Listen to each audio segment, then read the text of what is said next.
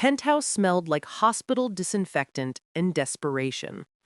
6 years of watching his daughter fade away like morning mist had turned Marcus Rothwell's world into an endless nightmare of specialists, nutritionists, and prayers whispered into expensive pillows. Little Emma lay curled in her canopy bed, pale as the silk sheets beneath her, refusing everything except the bottles of fortified milk that kept her tethered to life by the thinnest thread. Her legs, thin as winter branches, had never carried her weight. Her laughter, when it came, sounded like something borrowed from someone else's child. Don't forget to subscribe and tell us where you're watching from. What would you do if your child refused to eat? Drop your thoughts in the comments below. Marcus had tried everything money could buy. Michelin-starred chefs prepared tiny portions of molecular gastronomy that looked like edible art. Child psychologists sat at Emma's bedside with puppets and stories, trying to coax her into taking just one bite of anything solid. Nutritionists created shakes packed with every vitamin and mineral known to science, blended into colors that should have delighted a child's eye. But Emma turned away from all of it, her small face set in stubborn refusal, reaching only for her bottle with those frighteningly thin arms. The parade of nannies had been equally useless. They came with impeccable references, degrees in early childhood development, certifications in pediatric care. Some lasted a week. Others made it to 3 before they quit, frustrated and defeated by a 6-year-old who weighed less than most toddlers.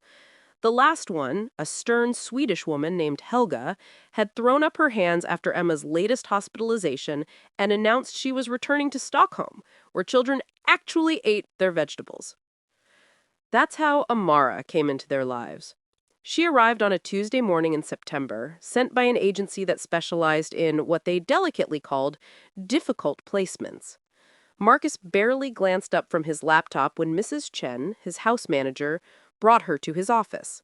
He was on a conference call with Tokyo, arguing about quarterly projections, and simply waved them away with an impatient gesture that meant he'd sign whatever needed signing later.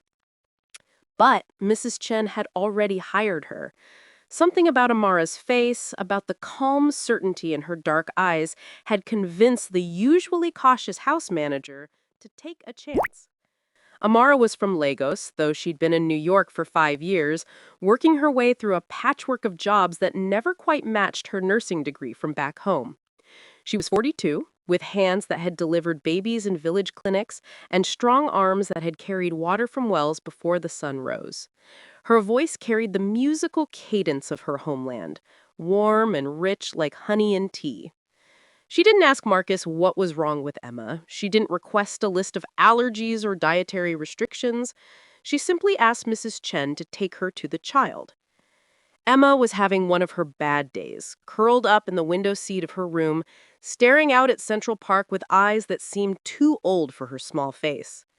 The room looked like a toy store had exploded inside it, desperate attempts to buy happiness scattered across every surface. None of it had worked. "Hello, little princess," Amara said softly, settling herself on the floor near the window seat, not too close, not invading the child's space.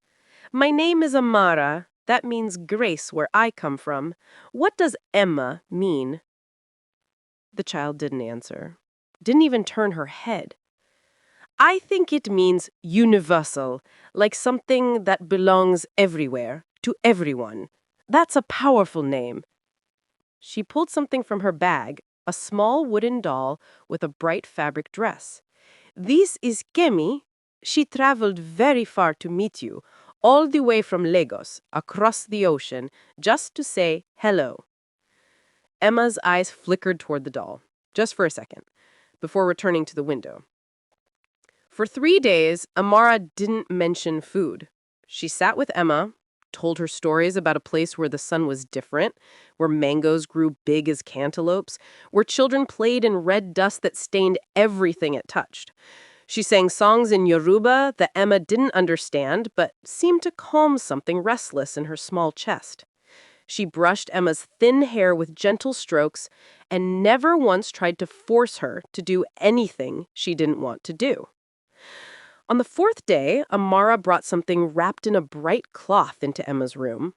The smell hit the child before she could see what it was.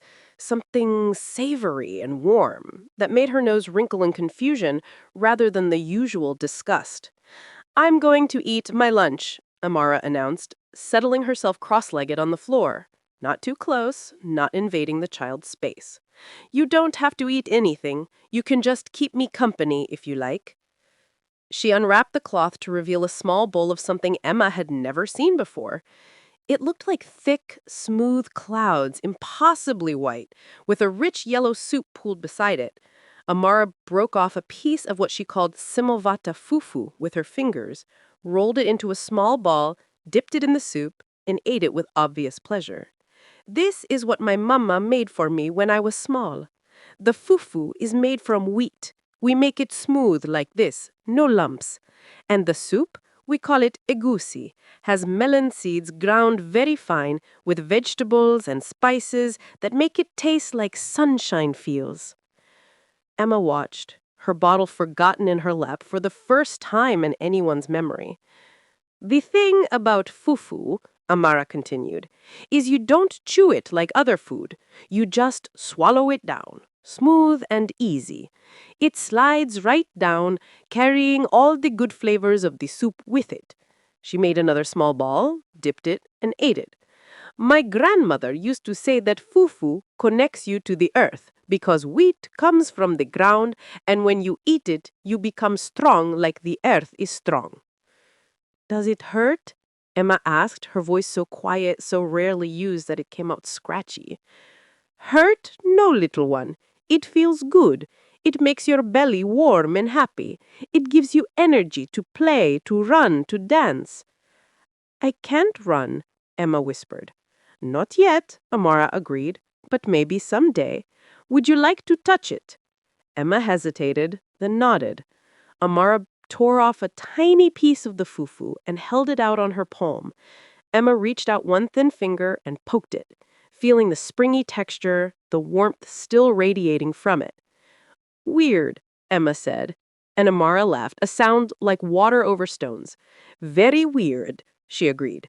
"Different from anything you know, but different doesn't mean bad."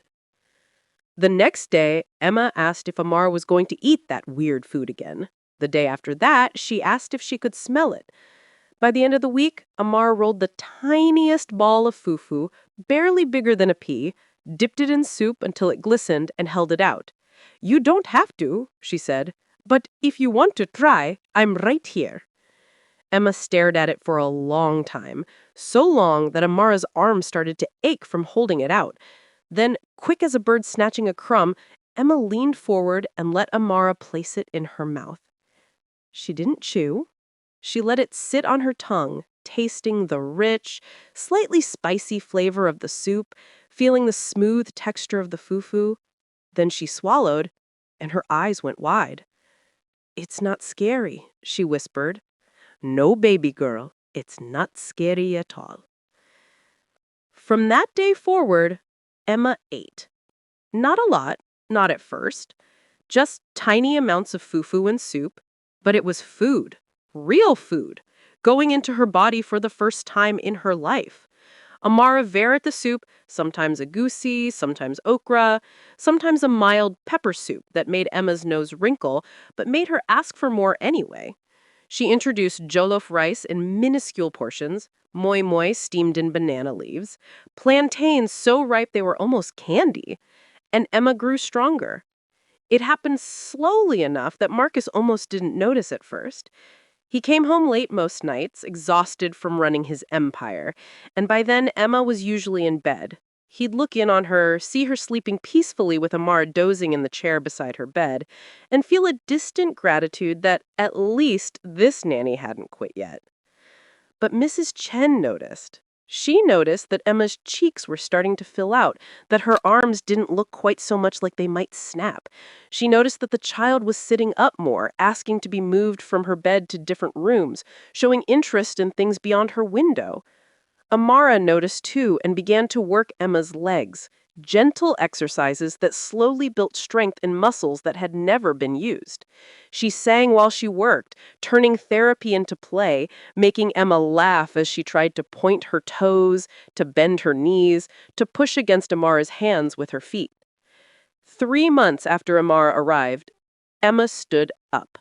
She didn't walk, not yet. She simply pulled herself up using the edge of her bed, stood on her shaking legs for 5 full seconds, and then collapsed back down, laughing and crying at the same time. Amara scooped her up, held her tight, and danced around the room with her, both of them giddy with joy.